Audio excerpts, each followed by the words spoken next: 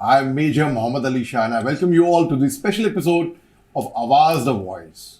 And here we are going to be in conversation with two eminent ladies from the Muslim community who will tell us what makes them feel proud as an Indian.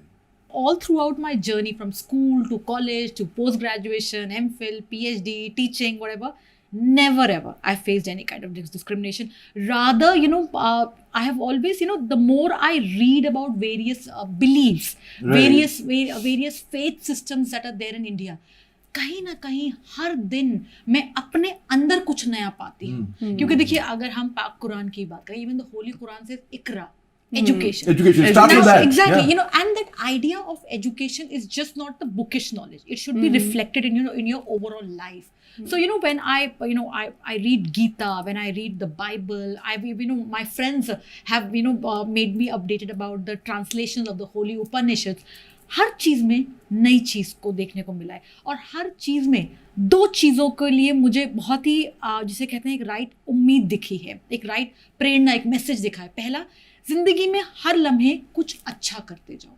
जब आप अच्छाई की ओर रास्ते में जाते हैं तो कहीं ना कहीं वो भी तो खुदा की इबादत है. दूसरा, जिंदगी में कभी भी आप नाउम्मीद ना हो. पाक कुरान भी यही कहता है कि आपको कहीं ना कहीं किसी भी चीज़ें मायूसी से दूर रहना है.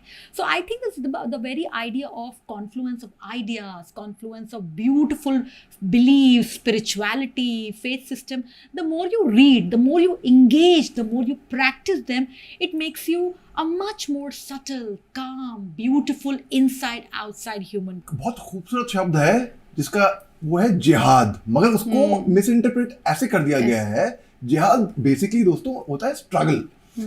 कोई इंसान अगर कश्मीर से यहाँ पे आई, वो आपका जिहाद है. कोई अगर पॉलिटिकल पोजीशन लेके अपना कंट्री के लिए कुछ कर रहा है, वो उसका जिहाद है. But it has been so misconstrued, misinterpreted that जिहाद का मतलब कि भाई आप टेररिज्म लड़ रहे हैं, ठीक है. And these people, some people like Pakistan खास तौर से, उन्होंने हमारी युवा पीढ़ी को ऐसा ब्रेन वॉश किया था, ऐसा रेडिकलाइज किया था, and they got them to feel anti-India. They got those anti-India sentiments into them. अभी यहाँ आने से पहले मैं फॉर्मर डीजीपी वैद साहब थे ऑफ JNK पुलिस, उनका इंटरव्यू ले रहा था मैं कुछ टाइम पहले. तो वो बता रहे थे पूरा background right from 1947 till now. मेरे को ये बताइए, कौन सा मजहब ये बोलेगा जाओ जाके अपने आप को उड़ा दो, जाके मासूमों की जान दो लो, या ये करो? कोई मजहब बोलेगा क्या ऐसा? नहीं, कभी नहीं बोल सकता. I swear, I mean, this is like, so the very fact is, let's do an introspection as Muslims ourselves, because fact ये बात है कि हमारी community है taken a beating, बदनाम तो हुई है because of various organizations like Jaish A Mohammad, Lashkar A Taiba, ISIS, मतलब, और वो कहते हैं कि वो इस्लाम के लड़ रहे हैं, बल्कि वो ही तो इस्लाम के दुश्मन है. I'm very certain आप इत्तेफाक रखेंगे इस बात की. So what message do you want to convey as a very progressive Indian Muslim to these people who are radicalized and who take up arms? I think मुझे लगता है पाकिस्तान का जहाँ तक इस सब में हाथ है कि हमारा जिस मुस्लिम कम्युनिटी जो है, उनका देश से प्यार करना भी अक्सर लोगों को खटता है. तो ऑब्वियसली वो कोशिश करेंगे इनको दूर हटाने की.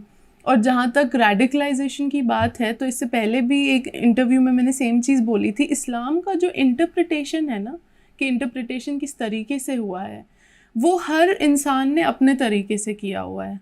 और मोस्टली जो ऐसे रेडिकलाइज्ड ऑर्गेनाइजेशंस हैं, उन्होंने ऐसे तरीके की इंटरप्रिटेशन इस्लाम की निकाली हुई है विच सर्व्स देम. उनको पता है कि हमें ये सिस्टम कैसे चलाना है. उनको पता है कि ओवरऑल जो है इन्फिल्ट्रेशन का प्रोसेस. अब उनको ये भी पता है साथ में कि जो यंग जनरेशन है, उनको हम सिर्फ ये बता के कि आप गन उठाओ या ये करो, सिर्फ इतने से नहीं मानेंगे. There has to be some driven power, there has to be some motivation. So for Muslims or for anybody, religion is always a driving power. चाहे कोई ऐसा भी बोले कि मैं मॉडर्न हूँ, मैं नहीं मानता, बट जो ही आप रिलीजन से उसको डराने की कोशिश करो, कोई इंसान डर जाएगा. तो ये इसी तरीके से यूज़ हुआ. It has been used as a weapon. उन्होंने रिलीजन से डराया और वो लोग डर गए. और ये साथ में जो हम बार बार बोलते हैं कि जन्नत का जो उनको ये दिया गया है कि आपको जन्नत नसीब होगी इस जिहाद के बाद, हमारे इस्लाम में जो जिहाद की बात हुई थी वो नहीं था. इनफैक्ट मैं कहती हूँ पढ़ाई के लिए कहीं जाना वो भी एक जिहाद है. नौकरी के लिए रोज़ अपने पेट के लिए बाहर निकलना वो भी एक जिहाद है. पर उन्होंने तरीका उसका गलत अपनाया।